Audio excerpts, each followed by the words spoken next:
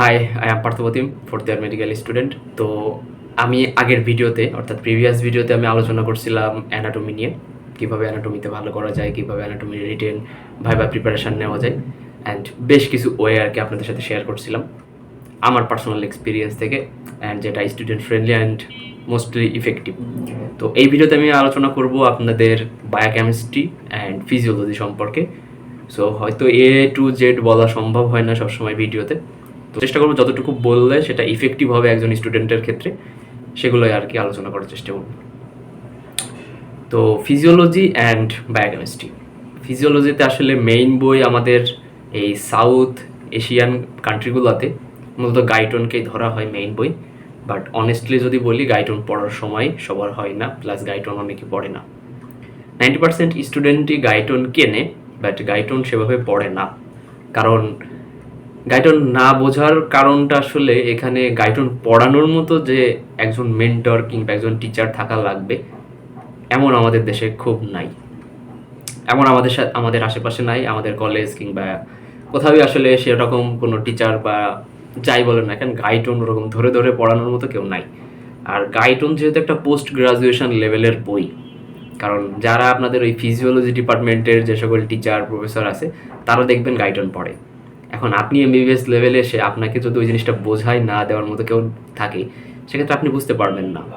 তো আপনাকে পড়াইতে হলে ওই জিনিসটা বা আপনার ওই জিনিসটা বোঝাইতে হলেও কাউকে না কাউকে দরকার।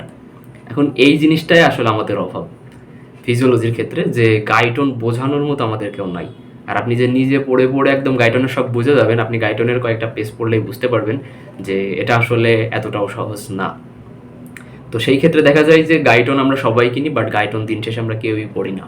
আমাদের গাইড বইগুলা, বাজারে বিভিন্ন কোম্পানির গাইড বই আছে, গাইড বইগুলো পড়লেই দেখা যায় যে আমাদের ফিজিওলজির যে প্রিপারেশান সেটা ভাইবা প্লাস রিটেন দুইটাই কভার হয়ে যায়। কারণ ফিজিওলজি অ্যান্ড বায়োকেমিস্ট্রি দুইটা সাবজেক্টেই আমাদেরকে মানে রিটেন আর ভাইবার পড়াটা অনেকটাই সেম, অনেকটা না 90%-এর উপরেই আর কি সেম পড়া।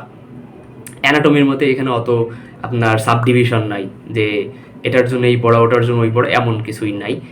সো এই ক্ষেত্রে আমাদের ফিজিওলজি অ্যান্ড বায়োকেমিস্ট্রি পড়া একটু ইজি হয়ে যায়। এখন যেটা বলছিলাম ফিজিওলজির ক্ষেত্রে, যেহেতু আমরা মেন বই গাইটন হিসেবে সবাই প্রেফার করে, আমরা গাইটন কিনি, বাট দিন শেষে দেখা যায় আমরা পড়তেছি গাইড বইগুলা কিংবা স্যার ম্যামের লেকচার, এটাতে হয়ে যায়। আলটিমেটলি যদি বলি এটাতে হয়ে যায়, বাট যদি আপনি চান একদম আপনার বেসিক ক্লিয়ার করতে, সেক্ষেত্রে গাইটনের বিকল্প আমি দেখি না। বাট গাইটনের সব কিছু আসলে পড়া লাগে না, গাইটনের মধ্যে অনেক কিছু আছে যেগুলো আপনার এই এমবিবিএস লেভেলে লাগবে না। সো দ্যাটস ওয়াই অনেকে গাইটন কেনার পরে করে কি, গাইটন না বুঝে এক পাশ থেকে পড়া শুরু করে, যখন দেখে যে সে বুঝতে পারতেছে না, তখন কি করে গাইটনকে বদনাম করে গাইটনটা ফেলে রাখে, সেটা আর পড়ে না। বাট গাইটন পড়ার জন্য আপনার একজন ভালো মেন্টর অবশ্যই দরকার, অ্যান্ড ভালো একজন পার্টনার দরকার, স্টাডি পার্টনার যাকে বলে। সো যদি কম্পেয়ার করে পড়তে পারেন, কিংবা বিভিন্ন ইউটিউব চ্যানেল আছে যারা গাইটন পড়ায় বা গাইটনের লেকচারগুলো তারা তৈরি করে, সেগুলো আপনারা ফলো করলে হয়তো গাইটন পড়তে আপনাদের ইজি হবে। বাট যদি আপনারা শুধু গাইড বইও পড়েন, সাথে প্রশ্ন ব্যাংক যদি পড়েন রিটেনের জন্য, দেখা যাবে যে আপনাদের ফিজিওলজিতে ভালো একটা প্রিপারেশন হয়ে যাবে, কোনো সমস্যা হবে না। সো এটা তো গেল ফিজিওলজির ক্ষেত্রে। সো ফিজিওলজির ক্ষেত্রে আপনারা গাইড পড়েন কিংবা গাইটন পড়েন, যেটাই পড়েন না কেন, এখানকার রিটেন ভাইবার পড়া সেম। তারপরেও চেষ্টা করবেন যখন ভাইবার কথা আসে তখন অবশ্যই আপনারা চেষ্টা করবেন আপনাদের কলেজের যে সকল টিচার আছে তাদের লেকচারগুলো ফলো করার। কারণ আমি সবসময় সব ভিডিওতেই বলি যে আপনারা যাদের কাছে ভাইবা দিবেন, তারা যে জিনিসটা প্রেফার করে তাদের কাছে সেই জিনিসটা বলার চেষ্টা করবেন। আমি কি বলতেছি বা অন্য কেউ কী বলতেছে এটা ম্যাটার করে না, আপনার টিচাররা যেটা শুনতেছে আপনারা চেষ্টা করবেন সেটাই ভাইবা বোর্ডে বলার। আর যদি এখন বলি বায়োকেমিস্ট্রির কথা, বায়োকেমিস্ট্রিতে আসলে মেইন বই আমাদের বাংলাদেশের ক্ষেত্রে বর্তমানে সব থেকে পপুলার অ্যান্ড মেডিকেল কলেজে যে বইটা এখন প্রেফার করতেছে সেটা হলো ডাক্তার মোজাম্মেল হক স্যারের এবিসি। সো এবিসি বায়োকেমিস্ট্রি একটা বই কিনলে মোটামুটি হয়ে যায়। এটা অনেকটা গাইড বইয়ের মতোই, মানে ভেতরের জিনিসপত্র যেভাবে লেখা একদম আপনাদের যে কেউ আর কি মানে একবার যদি পড়ে সে বুঝতে পারবে যে আসলে কী লেখা। এখানে ওরকম কঠিন ভাষায় লেখা নাই।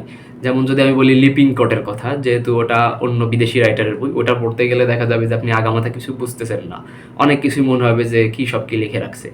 ওইটা পড়তে গেলে আপনাদের অনেকের হেল্প লাগবে, অর্থাৎ কোনো একজন টিচারের হেল্প লাগবে অথবা একজন মেন্টরের হেল্প লাগবে। বাট এবিসি যখন পড়তে যাবেন তখন কিন্তু আপনার কারোর রকম হেল্পের দরকার পড়বে না। এবিসিতে এত সহজ ভাষায় লেখা জিনিসগুলা মনে হয় যে আমি বাংলা পড়তেছি, জাস্ট ট্রান্সলেট করলে এরকমই মনে হয় আর কি। সো এবিসিটা কিনতে পারেন, আর সাথে তো অবশ্যই রিটেনের জন্য গাইড বই কিনবেনই। আমি গাইডকে প্রমোট করি না, বাট দিন শেষে দেখা যায় যে সবাই ওই মেন বইয়ের কথা বললেও সবাই গাইড বই পড়েই কিন্তু রিটেন পাস করে। এখন প্রশ্ন ব্যাংক তো অবশ্যই কিনবেন। আমি সবসময় বলি যে একদম বছরের শুরু থেকে প্রশ্ন ব্যাংকগুলো সলভ করে ফেলবেন, তাহলে প্রফেশনাল পরীক্ষার আগে আর আপনাকে দৌড়াদৌড়ি করতে হবে না রিটেনের জন্য, ভয়ে থাকা লাগবে না। কারণ প্রশ্ন ব্যাংক যদি আপনি প্রথম থেকে শুরু করে শেষ করে ফেলতে পারেন প্রফেশনাল পরীক্ষার আগে, তখন আপনার প্রফেশনাল পরীক্ষার আগে আর অত বেগ পাইতে হবে না। খুব সহজেই আপনি আপনার সিলেবাসটা কভার করে ফেলতে পারবেন, রিটেনের জন্য একটা ভালো প্রিপারেশন নিতে পারবেন, প্লাস আপনি প্রফের আগে বেশ সময় পাবেন রিভিশন দেওয়ার।